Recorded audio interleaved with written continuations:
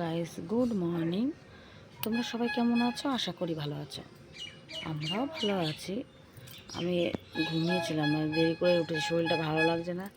একটা দাদা কাঁঠালের দাম করে গেছিলো, তিনটে তিনটে না কটা বিক্রি হয়েছিল, নিয়ে গেছিলো।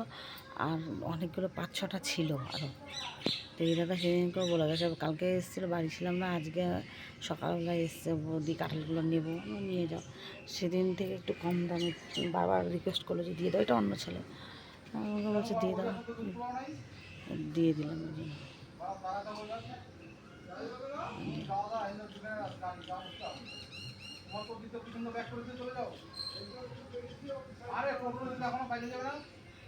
সবজিওয়ালা এসছে, ওদিকে একটা গাড়ি ঢুকে গেছে, তাই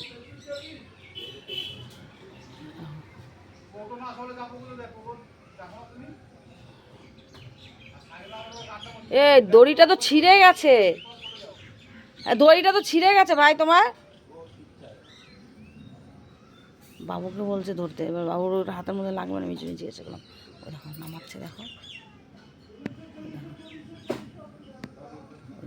কি সুন্দর করে নামায়, দেখো এত ভারী ভারী কাঁঠালগুলো, দেখো দেখেছো? আর একটা ওখানে আছে, দুটো তিনটে ওখানে পাওয়া গেছে, আর একটা আছে ওদিকে, 4টে, ভিতরে 5টা, 6টা অলরেডি। 6টা কাঁঠাল আছে, 5টা নেবে, আর একটা আমরা পুজোর জন্য রেখে দিতে। আমাদের এই মনসা পুজো হয় তো, এই যে মনসা মন্দির আমাদের এটা। আর মনসা মন্দিরের দায়িত্বটা আমার শ্বশুর আমার কাছেই দিয়ে গেছে। বাবা যখন মানে আমরা বুঝতে পারিনি যে বাবা এরকম হঠাৎ হয়তো মারা যাবেন, মানে আমার শ্বশুরমশাই এমনি, শ্বশুরমশাইয়ের শরীরটা এমনি শরীরটা খারাপ ছিল। তো আমি ওনাকে, কেউ ডাক্তারখানা নিয়ে যেত না, আমিই নিয়ে গেছি ফার্স্ট ওনাকে ডাক্তার দেখাতে। তো খাচ্ছিল না, এই না, আমি চলে না, আমি ডাক্তারখানায় নিয়ে যাবো। আমার লাইটের বিলের টাকা ছিল রাখা, মানে আমি সব ভাগে ভাগে রেখে দিই, টাকাটা দিয়ে মাসে পাঠালে ওর বাবা যে যদি এটা করবো, ওটা দিয়ে ওটা। তো আমার লাইটের বিলের টাকা ছিল, মানে টাকাটা দেওয়া হয়নি। আমি চলেন, আমার কাছে টাকা আছে, আমি আপনাকে ডাক্তার দেখা নিয়ে আসি। তো আমি ওনাকে আরামদাসের কাছে ফার্স্ট আমি নিয়ে যাই। তারপরে এই আরামদাসের ওখানে দেখাতে দেখাতে 1 মাসের মধ্যে, মানে 1 মাসও গেল না, এই 15-20 দিনের মধ্যেই মানে মানে মারা যায়। খুব মানে অবাক কাণ্ড, আমার ছেলে মেয়ে কী কান্না বাবা। তো যাই হোক, মনসা পুজোর কদিন, মানে 2 দিন আগের কথা।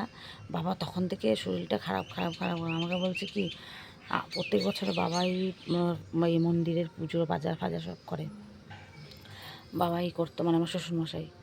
তো ওনাদের বাড়ি ওইটা, পাশে ওই ছোটো ছেলের একতলা বাড়ি করে দিয়েছে, ওই বাড়িটা আমার, ওদের খালি জায়গাটা দিয়েছে, আমার বাবা অনেক কষ্ট করে বাড়িটা করেছে। যাই হোক, জায়গাটা তো আমার শ্বশুরেরই, তো শ্বশুর বাড়িতে সবাই থাকে, শ্বশুরের জায়গা, কিন্তু বাড়িটা আমার বড়ি করেছে।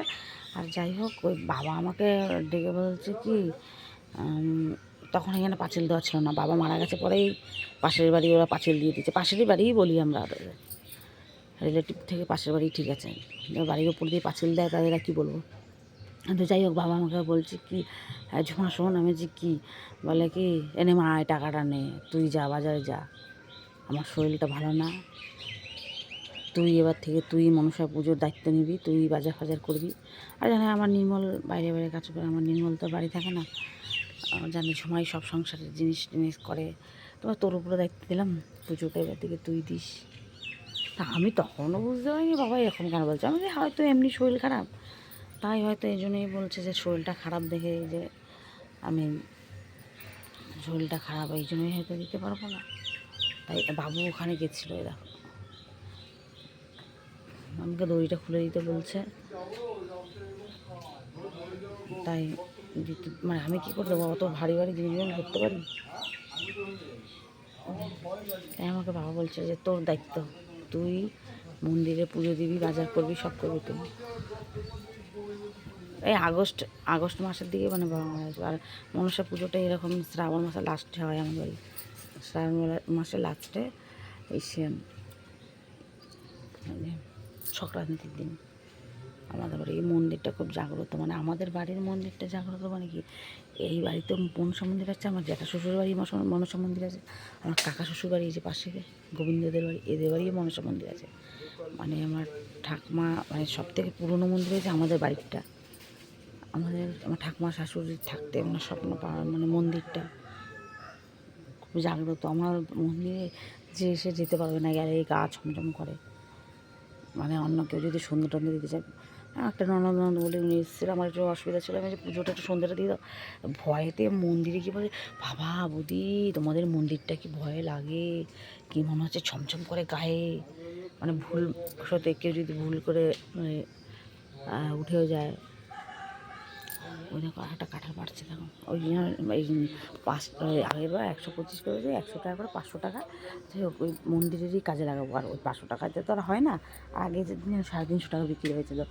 তো আরও আমাদের যা লাগে আমরা ভোরে সব মানে টাকা যা লাগে সব পুজোর ব্রাহ্মণ আসে, পুজোর বাজার ঘাট, আর আমাদের কাঠামো ঠাকুর না এমনি ঘটের দিয়ে মনসারি। আরও দেখো কাঁঠালটা কাটছে কত সুন্দর দেখো। ওই আরেকদিন যে একটা লোক নিল, ওই লোকটা হেবি কুড়েছিল, ও বলছে আমি এত রিস্ক নিয়ে এটা পারতে পারবো না, ওনাদের চালে ভেঙে যাবে, এই হবে তো সেই হবে। দেখুন আমার চেয়ে কত সুন্দর করে দেখো, দেখো বুদ্ধি থাকলে ওই দেখো যে কাজের মানুষ হবে ঠিক, ওনাকে একটু হেল্প করছে হচ্ছে কেন, দড়িটা খুলে দিতে হচ্ছে। এ বাবা, এই তোমার 5টা পাড়া হয়ে গেছে? আর বললাম একটা পুজোর জন্য রাখতে, ওটা কোথায় রেখেছো? ভালোটা নিয়েছো ঠাকুরের জন্য, ভালো রেখেছো না একটা টেরা ব্যাগে রাখছো ঠাকুরেরটা? ঠাকুরে ভালো খাওয়াতে হয়। খুলে নেবে, 5টা হয়ে গেছে না?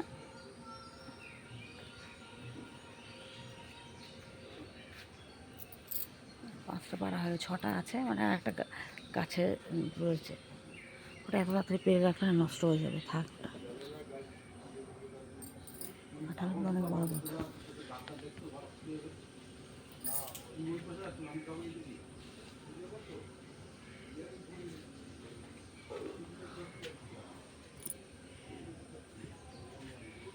তারপরে এই সামনে ধরো সুপারি গাছগুলো, সেগুলো আমার বর নেয় না টাকা।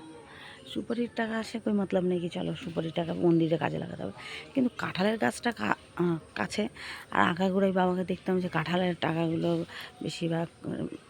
এ ভাই লাউয়ের ডগাটা তুমি এই যে খুলে দিয়েছো না, এই পাশে দিয়ে দাও তো, এদিকে এদিকে এদিকে এদিকে, এই কাঁঠালের গাছের দিকে, ছোটো কাঁঠাল গাছের দিকে। হ্যাঁ,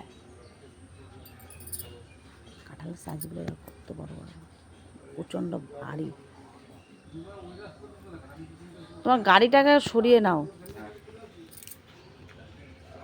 হ্যাঁ, গাড়িটার জন্য সবজি আলাটা যেতে পারছে না।